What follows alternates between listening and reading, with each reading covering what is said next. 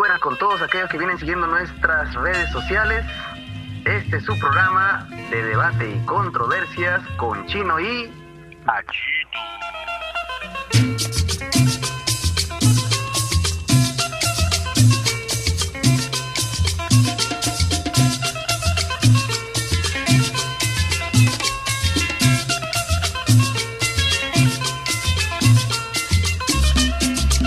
Muy buenas noches, tardes, días, dependiendo de en qué momento vean esta grabación. Este es su programa de debate y controversias con Chino y Cachito. Hola, Cachito. Hola, Chinito. Ya tenemos otra vez a un invitado especial. Estamos con el ingeniero Eric Huarcaya, ingeniero civil de la Universidad Nacional de Ingeniería. Nos acompaña para hacer un análisis sobre el país, un diagnóstico de qué cosa es el Perú. Se dice que el Perú está en vías de desarrollo. Se dice que el Perú es subdesarrollado. Se dice que el Perú puede ser algún día una potencia mundial. No lo sé. ¿Esto es cierto? ¿Es mentira? La idea de hoy es llegar a una conclusión, una primera aproximación de qué cosa es el Perú. El país en qué situación está. Eso es, Cachito. Empezamos contigo. Adelante. Bueno, Chinito, uno de los grandes problemas del subdesarrollo nacional es un tema que hace tiempo que queríamos conversarlo, ¿no? Por eso que él está acá, que él ha recorrido el Perú como ingeniero civil, conoce bastante de lo que es la realidad nacional.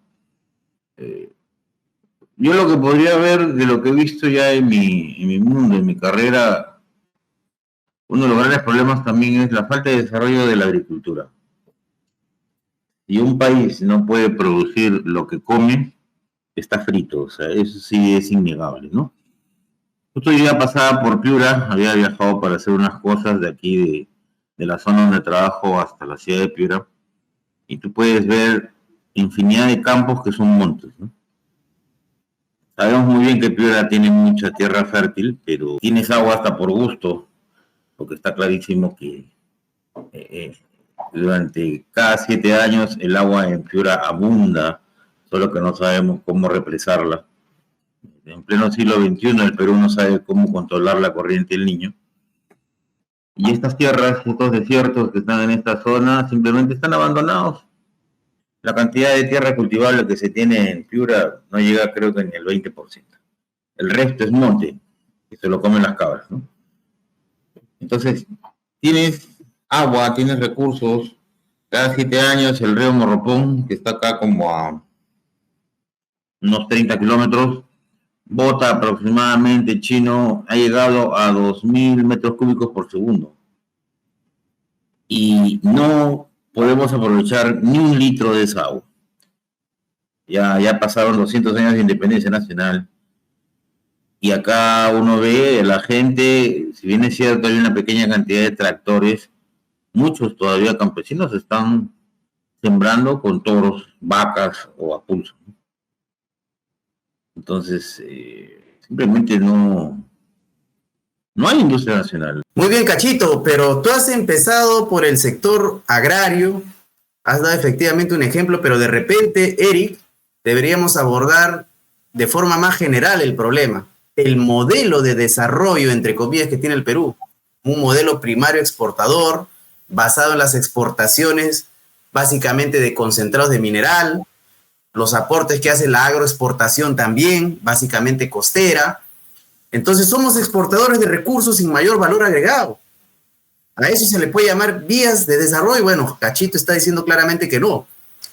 ¿Tú qué dirías, Eric? Mira, Javier, al igual que cuando te dicen que un peruano deja de ser pobre porque gana, ¿cuánto es? 400 soles. Sí, ya no es pobre, ¿no? Es una mentira, pues, que solo puede causar risa, ¿no? O sea, te bajo el indicador para decirte que ya no eres pobre, ¿no? Nos engañamos a nosotros mismos. Claro, acabas con la pobreza bajando el indicador, facilísimo, ¿no? Entonces, el término igual, vías de desarrollo, es un término pues mentiroso, ¿no? Cuando tú tienes 80% de informalidad en la calle, 80% de personas que no sabe si el día de hoy va a comer o no, porque no sabe si va a vender o no va a vender porque es informal, ¿me entiendes? Entonces, tú no puedes hablar de un país en vías de desarrollo. ¿Cómo vas a estar en vías de desarrollo con 80% de informalidad? ¿No? Eso es un absurdo. Y la pandemia desnudó completamente nuestro absurdo parafraseo de vías de desarrollo, el absurdo parafraseo del gobierno de vías de desarrollo, y nos dijo, no, ustedes son subdesarrollados y muy subdesarrollados. Una razón muy simple, ¿no? El gran problema que nosotros tenemos es el problema de que somos primario exportadores. En el concierto de la globalización lo que nos tocó es vender tierra en forma de barro, ¿no? Para decirlo de una manera que entienda, digamos, las personas que no nos dedicamos a la minería, ¿no? Cuando tú pasas por las grandes minas, ves los mineroductos y sabes que por ahí sale un poco de tierra en forma de barro que va a algún puerto y luego ese barro se va a un país desarrollado, ¿no? Se convierte en materiales, se convierten en equipos, se convierten en herramientas y luego regresan aquí para ser comercializados. Entonces, en la segunda etapa nosotros lo único que hacemos es comercio. Traemos cosas de China o de Europa o de los países desarrollados y las vendemos y ganamos un margen por venderlas, ¿no? Entonces, no hemos desarrollado grandes empresas, no hemos desarrollado gran industria y básicamente lo que hacemos es un comercio primario que importa cosas y las vende para sobrevivir. Entonces, si puedes llamarle a eso desarrollo, jamás, ni vías de desarrollo, porque los países en vías de desarrollo generan conocimiento, porque el conocimiento te va a generar transformación de la riqueza que de manera natural tienes en tu suelo, o que puedes producir con menor recursos, como en el caso de la agroindustria, de la agricultura, que se puede convertir en agroindustria. Preguntémonos ya, dado el ejemplo de Cachito, si la agricultura nuestra se convierte en agroindustria, o sea, si se le da el valor agregado para luego sacarlo al mercado, o simplemente el arándano sale como arándano y se va a Europa, el espárrago sale, a lo más le ponen una cintita bien bonita con un loguito y se va para Europa para que coman espárragos allá. O sea, y además no podemos comparar el volumen de ventas de la gran minería con los espárragos. Pero la minería tiene un gran problema, ¿ya? Un gran problema que es un gran engañamuchachos que disfraza muy bien la traidora oligarquía del Perú, que es en realidad el gran causante del subdesarrollo del Perú. Nos ha tocado una oligarquía, en todos los países la oligarquía es la educada, la cabeza de la sociedad, la pensante, la que ordena, la que dirige la sociedad. Pero si esa cabeza, esa dirección de la sociedad no se siente peruana, traiciona al Perú y es una oligarquía para colmo ociosa, porque no quiere hacer industria, porque hacer industria representa esfuerzo. Ellos prefieren vender mineral en bruto, sacarlo de la tierra, hacerlo barro con algunos procesos químicos, mandarlo por un mineroducto y adiós para el extranjero y que regrese todo aquí para comprarlo. Esa es nuestra oligarquía. Pero el gran problema de la minería es que la minería es realmente un engaño. Los números de la minería son un engañamuchachos. Y te voy a decir por qué. Tú eres minero y yo he hecho CAPEX, que es supuestos para grandes inversiones para minería, cuando trabajaba para una empresa consultora muy importante en el país, ¿no? Hicimos varios CAPEX minería. Hicimos un CAPEX para una mina que no voy a decir cuál es, de 5.000 millones para una ampliación, 5.000 millones de dólares, ¿no? Lo paradójico es cuando tú hacías o tratabas de hacer el pareto de esos 5.000 millones para ver cuáles de las partidas eran vitales y cuáles eran triviales, ¿no? Contra el 80-20, te dabas cuenta que el 80%, 90% del presupuesto, perdón, eran equipos. Pero esos equipos, ¿dónde se compran?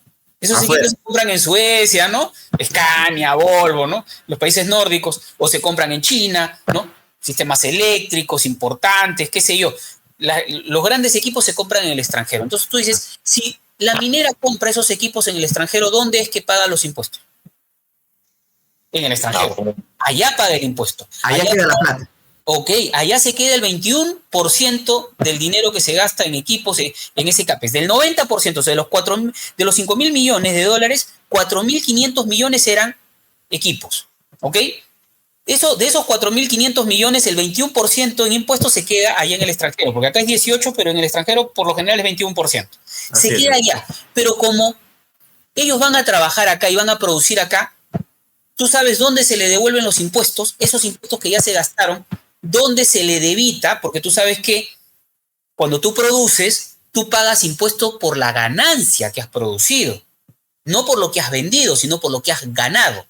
Entonces, esas empresas, ese 21% que puede representar 900 o cerca de 1.000 millones de dólares, ¿dónde es que se le devuelve? Aquí.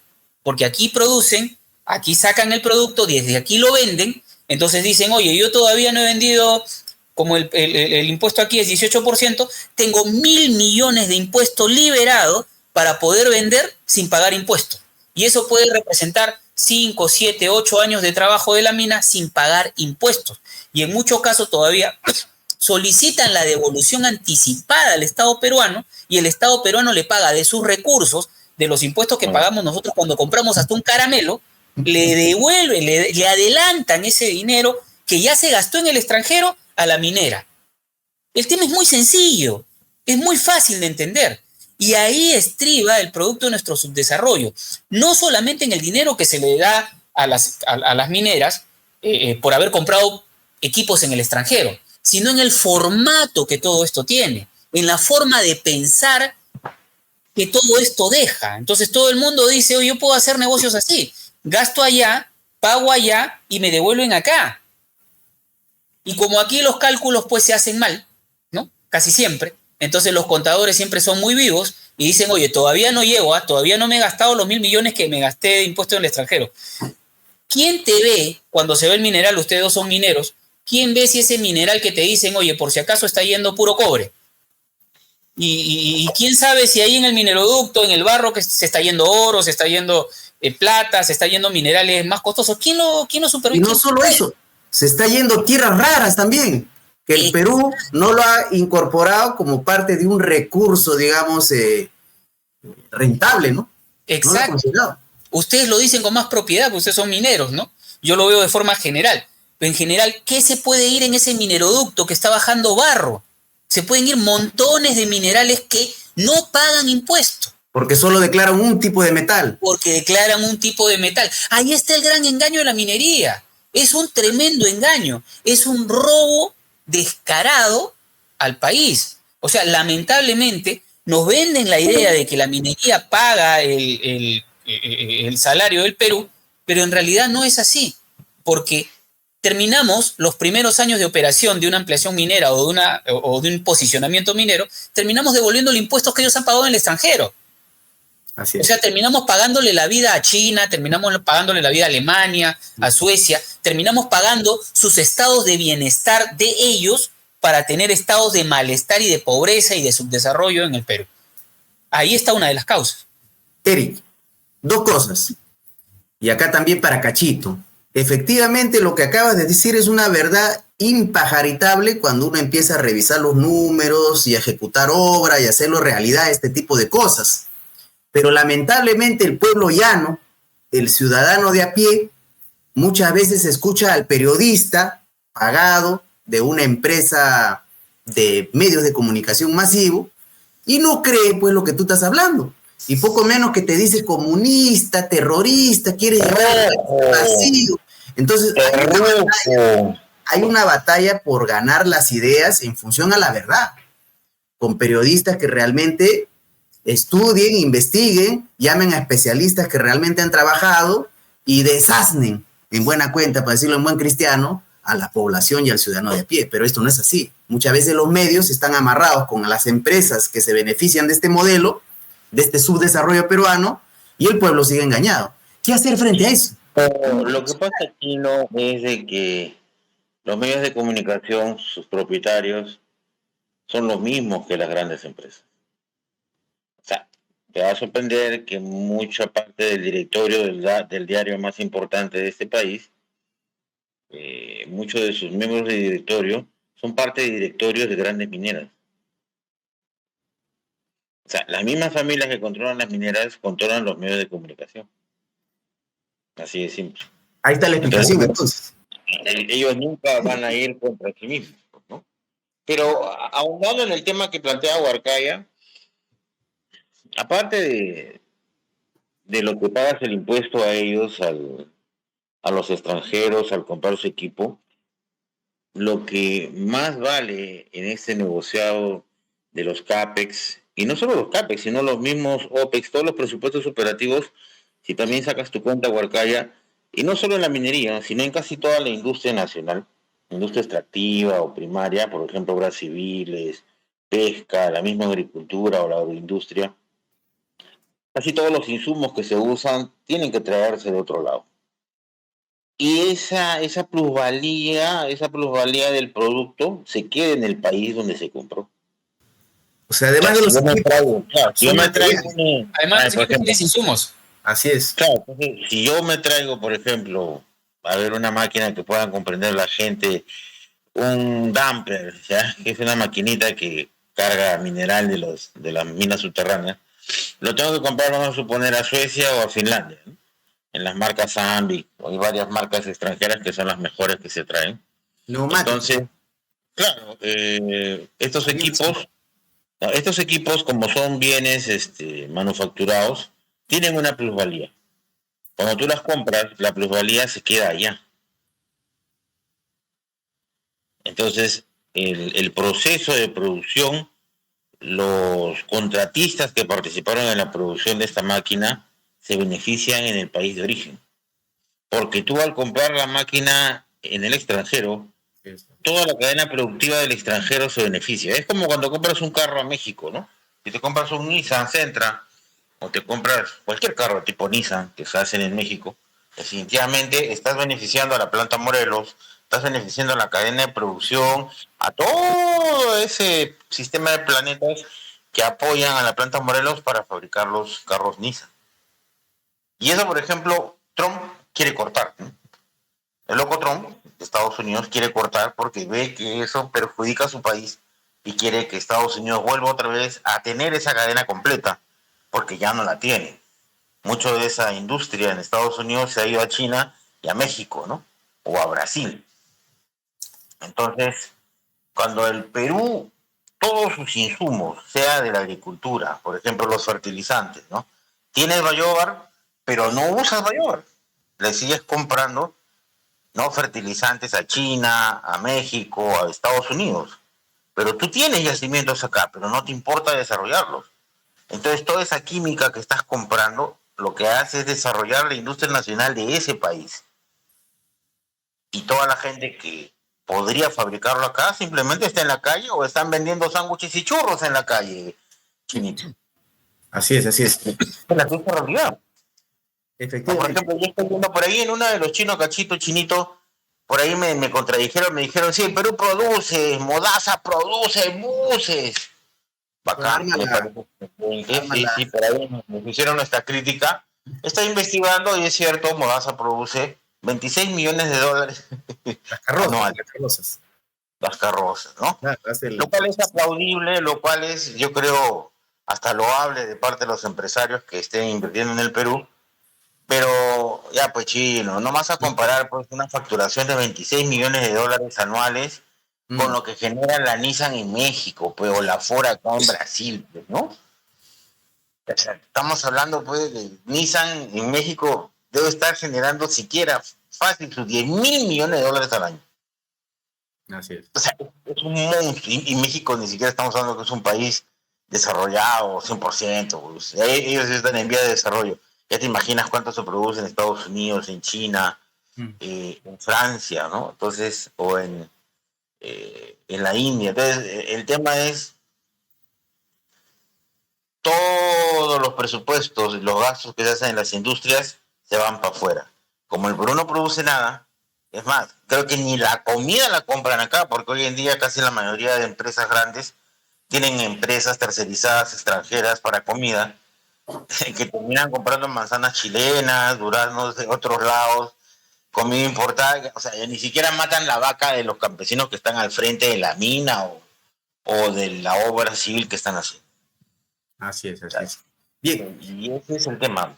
Cachito, Eric, Creo que hasta ahí tenemos una primera aproximación al diagnóstico. No somos un país desarrollado ni en vías de desarrollo, sino somos un país subdesarrollado.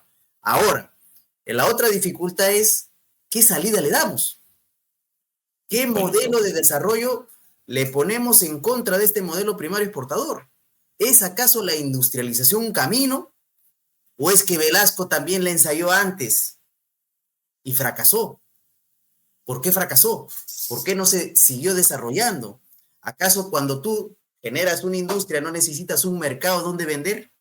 Si no tienes la capacidad competitiva, digamos, la tecnología suficiente para hacer eficiente tu proceso y tener una mercancía que pueda competir en el mercado con la que produce China, Europa, Estados Unidos, ¿tú serás capaz con la industrialización de apalancar el desarrollo en el Perú y traer el bienestar a la población? Yo creo que ahí, Eric, Cachito, podemos dar también una segunda ronda de qué salida le damos. ¿La industrialización realmente es la solución al problema del subdesarrollo? Eric. Sí, pero la industrialización a partir de la transferencia de tecnología y conocimiento, aprovechando tu potencialidad. Por ejemplo, está a punto de explotarse el litio, ¿no? ¿Qué ha hecho Bolivia? Bolivia le ha dicho a la Volkswagen, ¿quieres mi litio para que hagas tus baterías, ¿no? Bueno, pon tu planta acá, pues. O sea, ¿para qué te vas a llevar el litio hasta Alemania y volverlo a... Oye, pon tu planta aquí al pie donde está mi litio. Entonces, ¿qué tengo? Tengo trabajo, tengo transferencia de tecnología, transferencia de conocimiento. Voy a aprender del que sabe para producir. Luego, o sea, el primer paso no es salir a la loca y competir, ¿no? Bolivia lo ha hecho algunos carritos allí eléctricos, ¿no? Y no sé cómo se llama la marca. No creo que vaya a pensar que eso los va a vender a gran escala, como si se vendiera pues un Tesla o los modelos que están saliendo de China. No va a salir a competir con ellos. Pero ya hay una primera transferencia de conocimiento, que eso luego lo vas mejorando en el tiempo, vas mejorando tu producto a través de seguirte apalancando en tecnología y conocimiento, si saben, ¿no? Pero no dejas así. Oye, nosotros en el Perú, ¿qué hacemos? ¿Qué hemos hecho con el litio? Primero se lo vendieron a no sé quién y ahora está en manos de Canadá. Listo, se van a llevar el litio por el puerto de Hilo y va a salir y se va. Y regresa aquí. El caso del gas natural, ¿no? El caso del gas natural es una aberración. Claro, es una aberración. Peor todavía, ¿no? Porque ahí le saca pues Kuczynski, que fue el que armó todo el lobby, ¿no? O sea, se lo llevan a México con una bandera, en México le cambian de bandera y lo pasan a Europa y el precio termina pagándose 9 veces lo que cuesta en el Perú, termina costando en Europa. Pero a nosotros nos pagan regalías por el precio de llegada a México, que es una vez lo que cuesta acá. O sea, nos pagan por nada y ellos sacan un plusvalor al vendérselo a Europa sin pagarnos ya las regalías por ese precio nuevo que hace entre el precio que llega a México y el precio que se va de México a Europa. O sea, nos roban por todas partes y eso es producto de que hemos tenido, inclusive desde la época de la colonia, la oligarquía más traidora de Latinoamérica. Recuerden que este fue el único país donde su oligarquía no quiso jamás independizarse de España, preferían ser españoles, y en ese tiempo vivían la oligarquía peruana mirando a Europa, sintiéndose europeos, ellos, ¿no? Despreciando el lugar donde nacieron, el lugar donde viven, mirándose a Europa, y ahora miran Miami, ¿no? Ahora miran Miami, eso simplemente ha cambiado geográficamente su orientación mental. Ahora mañana van a ver Pekín. Y dentro de poco van a ver Pekín, van a ser pequineses, no van a ser pequineses, ¿no? Porque siguen siendo perros al final, ¿no? Porque le siguen moviendo la cola y ladrándole al que mejor paga, ¿no? Bueno, y lo dijo PPK, ¿no? Van a ser literalmente lo dijo PPK, somos el cachorrito de Estados Unidos, ¿no? Por supuesto, bueno. Lo dijo de manera literal, y eso es lo que expresa el comportamiento de la oligarquía desde antes del nacimiento de la República. Si tú la comparas con las oligarquías que llegaron a Estados Unidos desde Inglaterra, ¿no? Hicieron suyo el territorio, quisieron el territorio, amaron el territorio, y a pesar de que se sabían herederos de Inglaterra, a pesar de que habían llegado de Inglaterra, fueron capaces de pelearse en una tremenda guerra civil para desligarse completamente de Inglaterra y hacer de su país una potencia, del país que ahora los había albergado, del suelo que los había albergado, con todas las aberraciones que podamos contar, ¿no? Claro, previamente liquidaron a los aborígenes, ¿no? Liquidaron a los aborígenes, con todo lo que tú quieras pensar, pero miremoslo, dejemos ese lado y miremos el una punto de vista independencia respecto a la madre patria Inglaterra, exacto, ¿no? Y su deseo de desarrollo, o sea, se sintieron nacionales en el nuevo lugar a donde ya vivían. E hicieron de ese país un proyecto. Y ese proyecto lo llevaron a cabo. Aprovecharon las bondades del territorio y crearon su propio camino de desarrollo, incluso utilizando algunas metodologías políticas, digamos, de los aborígenes. Claro. Recordemos que estas colonias, ¿no? Esta federación no es invento europeo, es teoría política de los pueblos originarios de América del Norte. Claro. Y así ha funcionado, ¿no? Pero bueno, Cachito. Ahora miremos Inglaterra en Sudamérica. ¿Quién es Inglaterra en Sudamérica? Chile. Claro. Inglaterra en Sudamérica es Chile. Y sucede exactamente lo mismo. Cuando nos devastan con la guerra y avanzan hasta Cajamarca, destruyen prácticamente todo el Perú, lo toman, ¿no? Y si no fuera por los franceses, y bueno, un contubernio ahí, creo que no es el tema ahora, y que lograron hacer que ellos regresaran, pues hubieran quedado aquí, nosotros ahorita seríamos chilenos, ¿no? Entonces, ¿pero por qué? Porque su oligarquía sí vio en ese lugar a donde habían llegado a un proyecto nacional, lo hizo suyo, ¿no? Tanto así que el propio Pinochet jamás vendió Codelco, dijo Codelco paga el salario de Chile. Así es. Esa frase nos deja claro qué tan traidora es nuestra oligarquía y qué tan patriota es la oligarquía de los ingleses en Sudamérica que son chilenos. Acá Centromín Perú, que fue el ejemplo para la existencia de Codelco, fue entregada totalmente. Completamente. Por Bermúdez hasta Fujimori y los demás que han seguido. Por supuesto. Ha desaparecido Centromín Perú. Completamente. Era la empresa llamada que pagaba el salario del peruano y la llamada hasta hoy a pagar el salario del peruano. Así es. Eso lo han fragmentado en decenas de minas en el centro de Perú y han entregado los grandes proyectos a tajo abierto, ¿no? De sur a norte, ¿no? Incluyendo Yanacocha, que ha sido la mina de oro más importante del continente, de América Latina. Y bueno, pues Cerro Verde, bueno, todo lo demás, Santa Mina, Pierina, y bueno, podemos seguir contando. Sí. Y a los chinos Shogun y demás, ¿no? Entonces, Cachito, ¿qué salida le damos? ¿Qué modelo le contraponemos al subdesarrollo peruano? ¿Algún modelo de desarrollo alternativo que se contraponga a este subdesarrollo nacional, a este subdesarrollo peruano? ¿O no hay salida? ¿O cuál sería? El problema chino fue cuando Velasco hizo la reforma agraria. La idea original era comprar estas tierras a los latifundistas, a los gamonales, para que esta oligarquía, estos terratenientes, ¿no?, invirtieran ese dinero estatal, porque pagaron bonos, el gobierno pagó bonos a los terratenientes. O sea, eso de que les expropiaron es falso. Realmente el gobierno pagó por las tierras nacionalizadas. Invirtieran en el Perú. La mayoría simplemente se largó. Unos cuantos se quedaron. Tenemos ahí los grupos mineros, por ejemplo, muchos de ellos anteriormente han sido terratenientes. Algunos han sido gamonales. Y que bueno, con parte de este bono que les dio el Estado, compraron minas antiguas, compraron yacimientos que estaban ofrecidos por Minero Perú. Y empezaron pues a generar industrias poco a poco con ese capital. Y luego ya de la UNDE, con el Banco Minero, les dio más capital para que pudieran avanzar. Pero el intento de Velasco de tratar de formar una burguesía fracasó. No, fracaso. Y varias veces el Perú ha intentado, históricamente, ya desde la época de Pierola, formar burguesías y hemos fracasado. Generalmente nuestra clase burguesa es demasiado vendepatria, ¿no? O sea, no tiene la identidad ni las ganas de crear industria en el Perú, o al menos crear un plan de desarrollo nacional. En Francia, solo por nada más no ir tan lejos, ustedes saben que Francia pues es una potencia mundial, fabrica de todo. Y una de las cosas más alucinantes que fabrica Francia son sus aviones de combate, ¿no?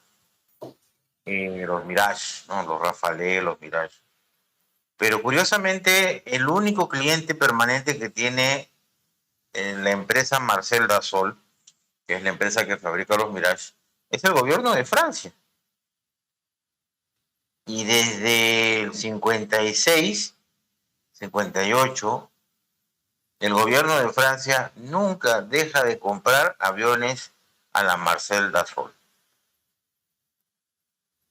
Y eso ha permitido, desde esa época, desde la época de este avión Mystère, que era una copia del F-86 Sabre, hasta hoy en día, en el año 2024, con el Rafale versión 2, avión de cuarta generación y media, Francia está en el top de la tecnología en aviones militares.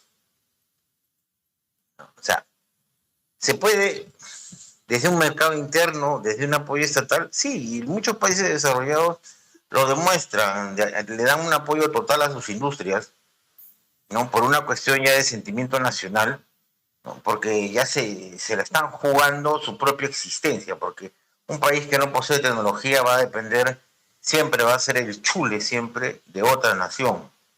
El problema es que acá nuestra clase dominante, nuestra clase poderosa, no le importa eso. Están felices siendo aplastados, siendo insectos, ¿no? Y por más que Chile haya hecho intentos, claro, si lo comparamos pues a Perú, olvídate, los chilenos están mucho más avanzados, su burguesía, pero aún así son atrasados también, porque Chile es otro país que no fabrica nada, ¿no? Porque tiene el mismo modelo económico que Perú. Más bien otros países que se han tenido el apoyo estatal, caso Argentina o mismo Brasil, sí han desarrollado su industria y algunos han ido para adelante como Brasil y otros, así como Argentina con Milei, que se están desmantelando.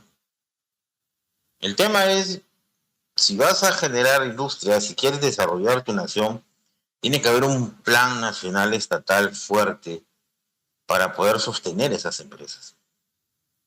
Tú puedes usar la minería como palanca, las obras civiles, la pesca, la agricultura, por supuesto. Al fin y al cabo, tampoco vamos a pedir que en el Perú se fabriquen pues placas de computadora, ¿no? O sea, también sería demasiado ambicioso, ¿no? Para empezar no tenemos la tecnología, pero al menos, amigo, podemos pues fabricar los case, ¿no? Y ¿qué te diré? Las baterías, ¿no? Las baterías que enchufan la computadora, porque creo que cobre nos sobra, ¿ya? Y el plastiquito también no creo que sea muy difícil de hacer, ¿no? Así es. Pero no lo hacemos. Efectivamente, ¿no? Efectivamente, el ejemplo que conversábamos hace un tiempo, ¿no? En minería, las famosas brocas, ¿no? Uh-huh. Sí, es gracioso.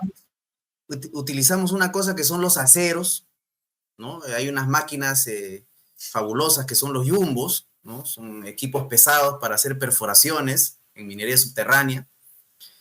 Y estos equipos utilizan, bueno, no solo los yumbos, sino también los simbas, la perforación diamantina, utiliza todos aceros. Utilizan barras, utilizan coupling, utilizan shank, utilizan brocas, y las brocas en la punta tienen tungsteno. Y así es, ¿no? El Perú exporta el tungsteno y ellos lo ponen encima de una broca, los botones de tungsteno en el acero, y eso nos lo venden a precios pues mucho más elevados. Pero ¿por qué no crear una industria del acero que tenga como compradores, como mercado, a todas las minas en el Perú? Industria nacional. Así Nuestra es. propia industria extractiva, ¿no?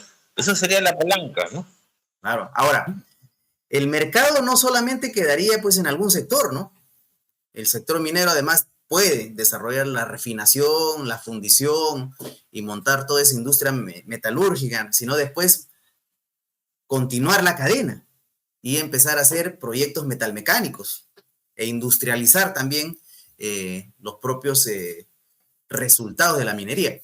Pero el mercado peruano, yo creo, seguiría quedando corto, Eric, y de ahí la convocatoria del Mercosur o de la UNASUR o de proyectos como la CELAC, es decir, espacios de unidad económico-político subcontinentales, sudamericanos o latinoamericanos. ¿Por qué no pensar en eso? Y ahí complementarnos, justamente agarrando lo que dijiste hace un momento, Eric, de aprovechar las potencialidades de cada país. Por ejemplo, el Perú, toda la cordillera de los Andes nos permite pues las torrenteras que tenemos, los tremendos ríos que tenemos, entonces acá deberíamos ser exportadores de energía. Deberíamos iluminar a toda América Latina para que sirvan las industrias de Brasil y hasta México con redes que salgan del Perú, de energía limpia, por ejemplo, solo dando un ejemplo, ¿no? Entonces, ¿cómo los países de América Latina nos complementamos y actuamos como un solo bloque económico, ¿no? Yo creo que ese era el sueño de Bolívar, el sueño tupamarista también, de ser nuestra América, pues. Eric, adelante, respecto a eso. Exacto, exacto. El mercado, en realidad, requiere más que todo de comprensión de las necesidades de tu vecino, de alianzas, ¿no? Europa tiene esas alianzas después que se ha convertido pues, en la zona euro, ¿no? Oye, empiezan a interactuar económicamente, los productos que tiene un país van a parar a otro país, etc. Entonces, han tratado de sobrevivir. El tema con China es un tema interesante, porque ni siquiera Trump, con toda la buena voluntad que ha tenido, yo no soy muy adepto a Trump, soy más bien soy un poco antagónico de él, sobre todo de sus formas y sus modales, ¿no? Pero debo reconocer en él que él es un patriota de su país. Nos guste, no nos guste Norteamérica o no nos guste, da lo mismo. Él es un patriota de su país, ¿no? No le resultó cuando intentó volver a la General Motors a Estados Unidos, duró 2 años el sueño, tuvo que regresar a China, porque siempre producir en China es más barato, pero tienes que encontrar aquellas potencialidades que te vuelvan más barato a ti que a China, que las debe haber. Hace 20 años estábamos hablando de un salario mínimo en China de $50, ¿no? Hoy estamos hablando de un salario mínimo en China que ya está bordeando los $400. Así es, así es. Ya no puedes decir que China es competitiva porque tiene salarios bajos. Ya no. O sea, ya inclusive en Latinoamérica los salarios son más bajos que en China ahora, ¿no? Así es. Entonces, siguen produciendo en China. ¿Por qué? Porque tienen tecnología. O sea, han reemplazado el componente salario bajo por el componente tecnología alta. Entonces, necesitas eso para abaratar y para ser competitivo en el mercado, porque definitivamente requieres un nivel de competitividad. De lo contrario, cualquier intento de industrialización fracasa. Pero puedes empezar por aquellas cosas en las que sí eres, digamos, competitivo. No necesitas tener toda la cadena del proceso. Por ejemplo, hablaba el chino de las brocas. Oye, yo no necesito hacer toda la broca.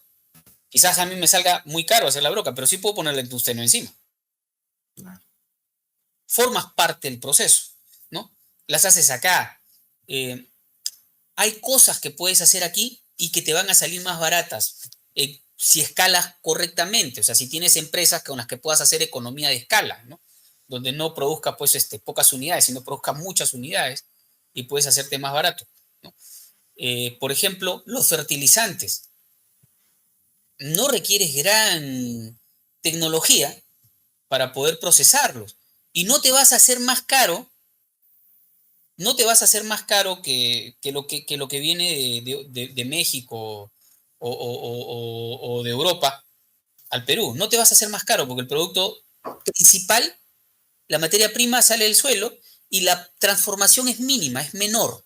Digamos, el resto es embolsado. O sea, esas cosas, por distancia, nada más por transporte, te puedes hacer competitivo. ¿Por qué no se hace? Porque tenemos una oligarquía perezosa, ociosa, apátrida, traidora, ¿no? Que no se siente peruana, ¿no? Es por eso. Podemos empezar por pequeñas cosas, por supuesto que sí, y podemos empezar a abaratar algunas cosas. Por ejemplo, podemos dejar de gastar inmensos presupuestos en carretera ¿Ustedes saben cuánto cuesta hacer un kilómetro de carretera en el Perú? $1.000.000. En Alemania cuesta 200.000. Ahora yo soy ingeniero civil. ¿No se puede hacer con 200.000? Por supuesto que sí se puede hacer. Y las tecnologías no son, en el caso de las carreteras, no son cosas de otro mundo. Pero te van a decir que ellos son los alemanes y tú como peruano pues no puedes, es incapaz. Ahí está el problema, ¿no? Una tara mental, ¿no? Que nos han metido. Yo sé cómo producen los alemanes. Lo sé. No, pero no es una tara mental, Huarcaya. Ya es un tema estrictamente de interés. O sea, yo ya tengo un negocio, ¿cierto? Vendiendo, o sea, haciendo mi carretera a 1.000.000, porque ahí yo lucro, robo y todo lo demás. Uh-huh. O sea, si tú me lo bajas a 200.000, ya se me fue el negocio. Sí, como yo tengo el aparato del Estado, la idea de que no lo puedes hacer así, pues, ¿no? Claro, es que ellos manejan todos los medios de comunicación, ellos manejan todo el aparato estatal. Exacto. Y a la gente le hacen creer, lo peor es que la gente cree que no se puede hacer así. ¿No? ¿Por qué no se puede hacer así? Hacer carreteras es facilísimo. No es nada del otro mundo, no requieres tecnología de punta, no estás hablando de desarrollo informático, porque son cosas más complejas. Estás hablando apenas de hacer una carretera. Carreteras hacían los romanos, por favor, carreteras hacían en Mesopotamia. Carreteras desde que la civilización existe. Entonces, estamos hablando de algo muy antiguo. ¿Podemos hacer las carreteras como las hacen los alemanes, al precio que las hacen los alemanes? Por supuesto que las podemos hacer. Por supuesto que sí. ¿Por qué no se hacen por lo que dice Gerson? Por lo que dice Cachito. No se hacen por eso, por corrupción. ¿Cierto? ¿Tú te imaginas cuánto nos ahorraríamos si no existiera la corrupción en el gasto? Porque una cosa es también producir eficientemente, ¿no? Producir para vender y para tener más ingresos, y otra cosa es gastar eficientemente también. De esos dos componentes es que el país desarrolla. Cualquier economía, hasta tu economía familiar desarrolla, donde tu ingreso es elevado y tu gasto es consciente, tu gasto es el que debe de ser, ¿me entiendes? Y está bien controlado, tú tienes mucho ingreso y tu gasto está bien controlado, entonces tienes excedente. Y el excedente es el que permite el desarrollo. Así es, así es. Y bueno, García Linera, ex vicepresidente de Bolivia, daba algunos datos impresionantes, ¿no? ¿Cómo es posible que en Bolivia, en los 10 años que tuvo, bueno, hasta ahorita continúa el MAS, pudieron haber hecho más que en 100 años o 150 años, creo era el dato? Bueno, es que no robábamos, ¿no? Esa era la respuesta, es que no robábamos. Igualmente en México, los datos que está dando AMLO respecto a la capacidad de gasto del Estado es impresionante. ¿Por qué? Porque hemos desechado la corrupción. Esos son los resultados. Ahora, Eric, Cachito, ya para ir cerrando, un poquito se nos ha alargado este programa, pero creo que ha sido nutritivo, ha sido consistente las experiencias que han dado, sobre todo Eric, ¿no? Sobre la base, pues, de proyectos reales que ha ejecutado. Es la salida política. ¿Qué salida política le damos a esto? Porque claro, todo esto va a quedar en palabras si es que no se construye una organización política, si es que los ciudadanos no participan y son conscientes de que esto es lo que tiene que hacerse. Y ahorita la verdad que el Congreso pues dominado por los fujimoristas, por gente que decía ser de izquierda y ha traicionado el proyecto de transformación, que se disputan actualmente las fiscalías, que están así en pequeñas peleas de control de algunas dependencias del Estado, ¿no? Entonces, ¿cómo se hace una gran política donde se piensa un país de acá 50 años? Cuando ahorita están pues en la minucia, discutiendo pues a qué persona ponen en la RENIEC para controlar el siguiente proceso electoral. ¿Cómo hacemos una política nueva, ¿no? Que discuta temas realmente trascendentes? ¿Es posible hacerlo? ¿Hay espacio para hacerlo? Un caso justamente de las pymes, ¿no? Que muchas veces se habla de que el gobierno quiere incentivar las pymes, los emprendedores. Se ha prostituido bastante esta palabra de emprendedores. Vender churros ya eres emprendedor, o vender bombas en la calle, o vender tus pan con huevo ya eres un emprendedor, dice, ¿no? Qué tremenda farsa, ¿no? Entonces, el problema también viene con los grupos de poder que están enquistados en el Estado. Ahora, ¿el gobernante que llegue de turno podrá contra eso? En la época de Alan García, en este último gobierno de Alan García, me acuerdo que se tenía que cambiar los uniformes a toda la Policía Nacional y al Ejército. y se hizo la licitación para que más o menos se iban a adquirir algo de 200.000 a 400.000 uniformes, ¿no? De repuestos, ¿no? Para todo el año, para 2, 3 años. Lo lógico, creo que a cualquiera de los que están acá y a nuestros escuchas y gente que nos mira, a todos de seguro se les ha ocurrido, bueno, Gamarra debe haber hecho todo eso, ¿no? Pero no fue así. Lo compraron a los coreanos. A los de Gamarra ni siquiera les dejaron participar en la licitación, a pesar de que ellos presentaron varios proyectos para poder, pues, ganar, digamos, esa buena pro y hacer negocios con el Estado. No sé cuánto dinero fue que se manejó, creo que un presupuesto de 40 o 60 millones de dólares para esta adquisición, y terminó comprándose a Corea del Sur, con quien curiosamente últimamente tenemos muchas relaciones comerciales, ¿no? Militares con Corea del Sur, ¿no? Que nos están haciendo aviones de juguete, creo, no, aviones obsoletos que los hacen pasar como nuevos. Y esto me hace recordar a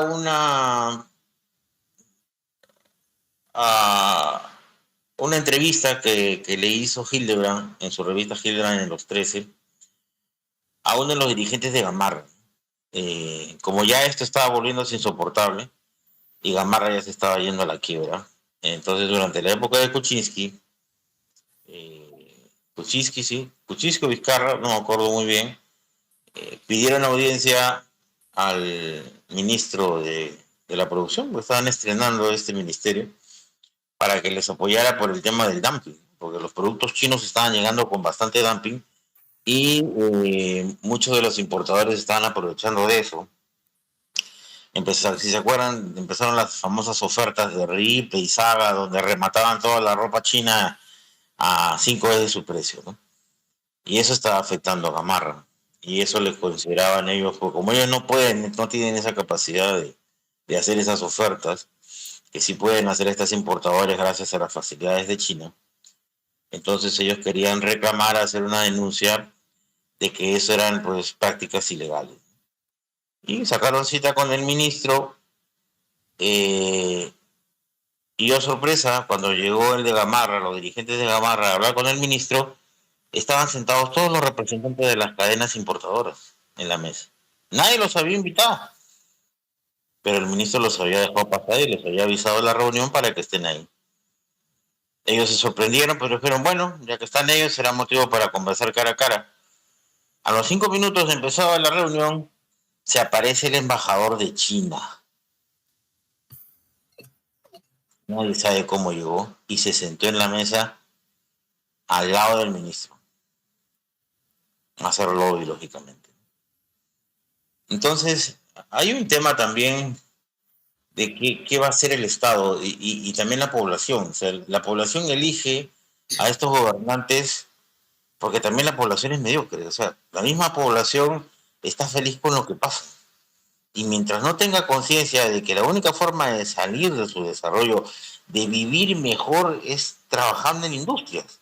Y parece que la misma gente no lo ve.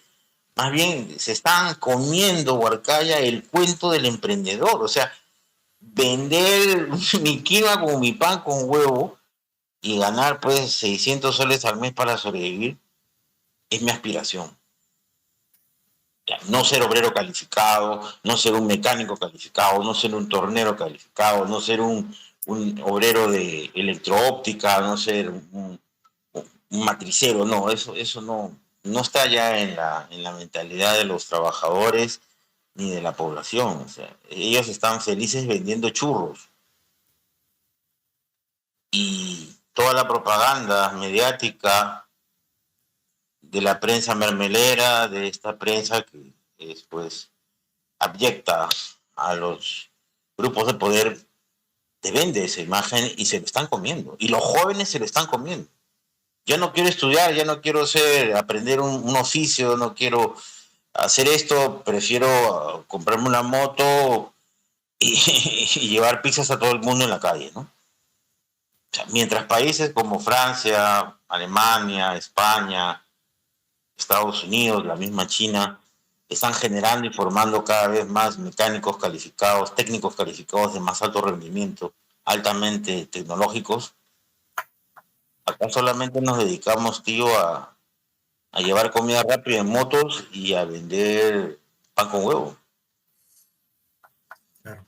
Pues ahí también hay un tema de la población, ¿no? Que reaccione y entienda de que ese no es el camino, ese es el camino de la pobreza y el hambre, ¿no? Del caos. No sé, ¿qué piensas tú, Warcaya?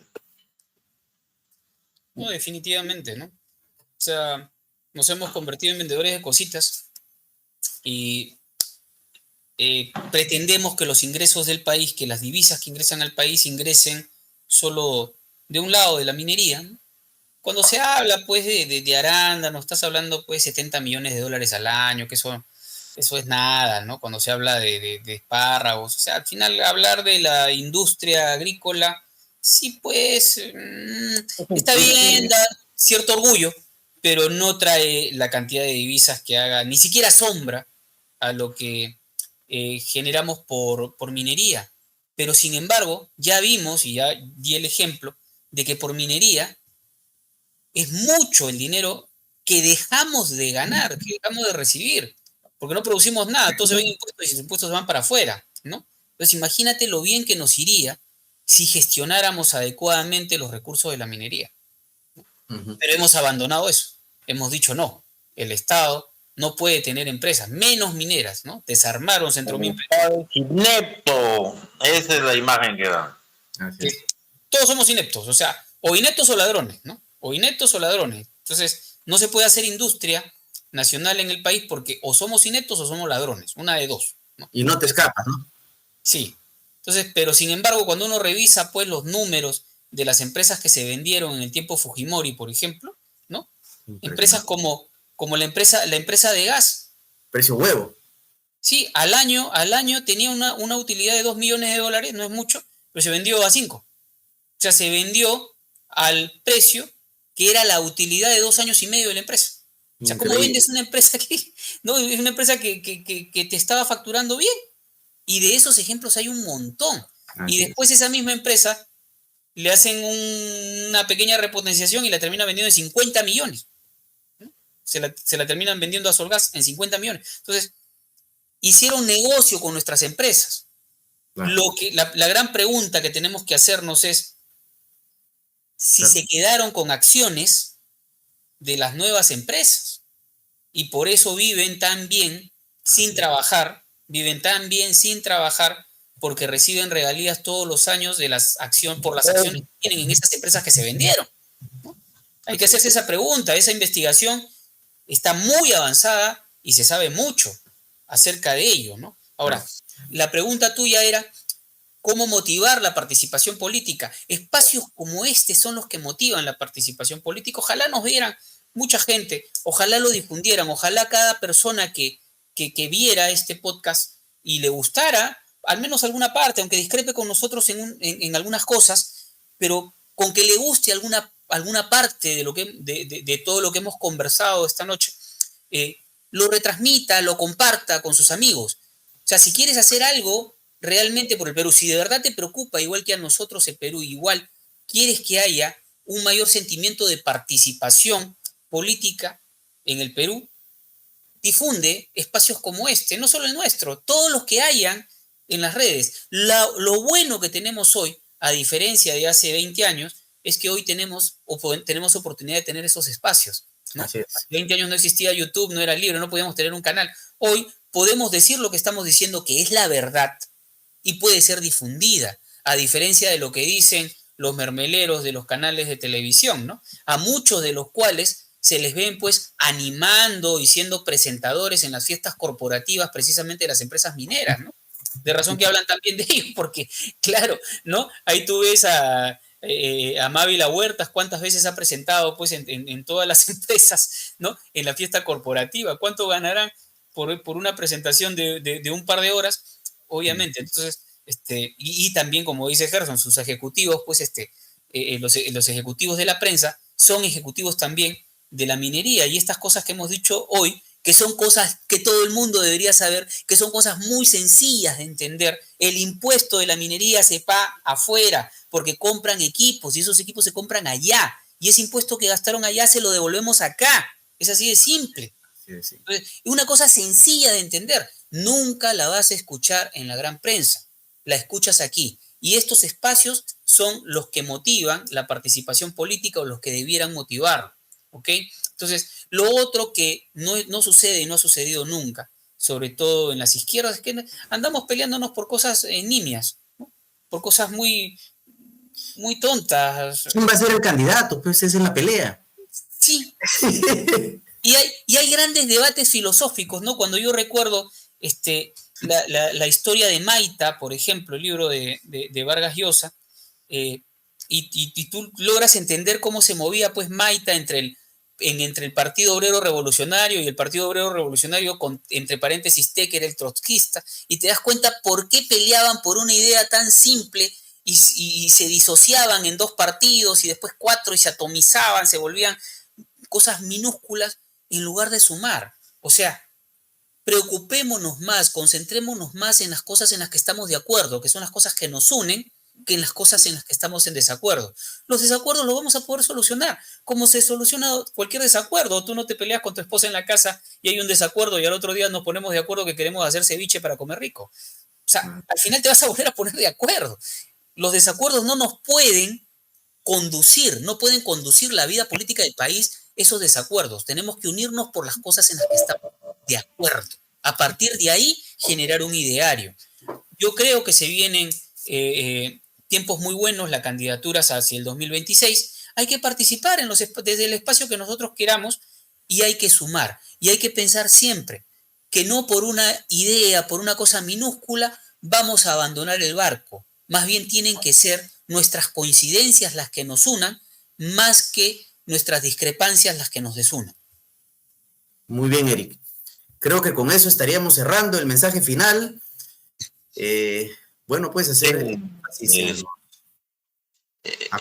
realmente complicado el tema de los grupos progresistas, siempre terminan divididos. Yo me acuerdo, si te acuerdas, Huarcaya, cuando invitamos a San Marcos en el 2000, aparecieron 20 grupos, porque cada facultad tenía su grupo, no estaban unificados. Y cada uno tenía una discrepancia con los demás grupos. Y al final teníamos que coordinar, porque en ese entonces la Universidad de Ingeniería tenía solamente un frente único. Y teníamos que coordinar con cada uno de los grupitos para poder llegar a un acuerdo. Porque no se podían ver. Los de A no podían ver a B, los C no podían ver a A, los D odiaban a F, entre ellos se mataban de la misma universidad. Y eso pasa a nivel político, o sea, y lo más gracioso era que todos tenían el mismo objetivo, que era ir en contra de la dictadura fujimorista. Pero nunca se ponían de acuerdo en eso. No se ponían de acuerdo en los métodos. No se ponían de acuerdo en los métodos. La cólera de ofenderse, de insultarse entre ellos. O sea, viven en un mundo de diferencias cuando hay mucho más por lo cual unirse, ¿no? Esa sería la moraleja de hoy, ¿no? Porque mientras siga así, la oligarquía nacional entreguista, traidora, va a seguir manejando el país. Nadie está pidiendo, Chino, que instalemos, que pongamos la bandera roja en el Perú, simplemente que se haga un desarrollo capitalista normal, como lo tiene pues Alemania, Francia, oye, hasta México. Y la misma China. Ya ni hablar de China o Brasil, que son pues grupos de poder que tendrán sus problemas sociales, injusticias siempre hay, pero que tiran para su país. O sea, se la juegan por su nación. Acá no, pues. Desgraciadamente en la mayoría de América Latina, los grupos de poder son los primeros que traicionan a sus propias naciones. Así es, Cachito. Bueno, pues yo creo que hemos hecho una primera aproximación sobre el subdesarrollo, la industrialización, y creo que, bueno, hemos dado ideas sustanciosas, esperamos haber aportado al debate, y seguramente, Eric, Cachito, va a haber otra oportunidad para seguir ahondando, de repente ya sectorialmente, podemos ir abordando por sector construcción, sector energía, sector minas, la agricultura, y ahí a ir viendo con mayor detalle, ir convocando ya para ir construyendo de repente un programa. no solamente hacer debates políticos sobre generalidades, sino ya ir enfatizando y ser insumos para de repente un partido, otra organización política, se quieran postular y ya podemos aportar en cosas un poquito más definidas, ¿no? Bien, Cachito, ingeniero Eric, compañero, amigo, tantos años nos conocemos, realmente es también un orgullo, ¿no? Una satisfacción para mí, ¿no? Yo era cachimbo cuando tú eras representante, miembro del tercio universitario, y realmente hablaste mejor que el rector en ese momento. Y fue motivante para nuestra generación. Ahora lo digo en público, así que es realmente un orgullo para mí tenerte acá en Chino y Cachito, y esperemos nos acompañes seguramente en próximos programas. Muy bien, Cachito, nos despedimos. Tu última frase, la clásica, ¿verdad? Claro, la verdadera libertad, señores, es entender y defender la verdad. No olviden eso. A todos nuestros participantes, a todos nuestros admiradores, a todos aquellos que también nos odian, a todos, no olviden el like y sus comentarios, que son muy importantes. No se olviden de vernos también en otras plataformas, en TikTok, Facebook. Estamos en todas las plataformas. Muy bien, nos vemos. Hasta la próxima. Gracias. Gracias por la invitación. Hasta la próxima.